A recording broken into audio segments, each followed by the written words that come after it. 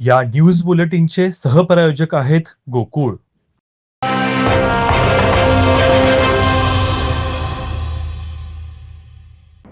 संपूर्ण विश्वाला शांतीचा संदेश देणारे तथागत गौतम बुद्ध यांच्या 2587व्या जयंतीनिमित्त सांगलीत पंचशील ध्वजारोहण तसंच बुद्धवंदना हा कार्यक्रम उत्साहात झाला.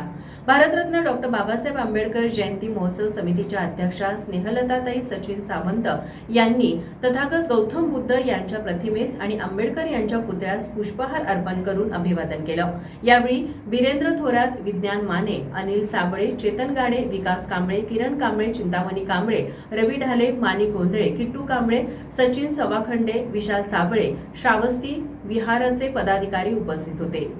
विश्वाला शांततेचे मार्ग दाखवणारे तथागत गौतम बुद्धांची जयंती साजरी करण्यात आली.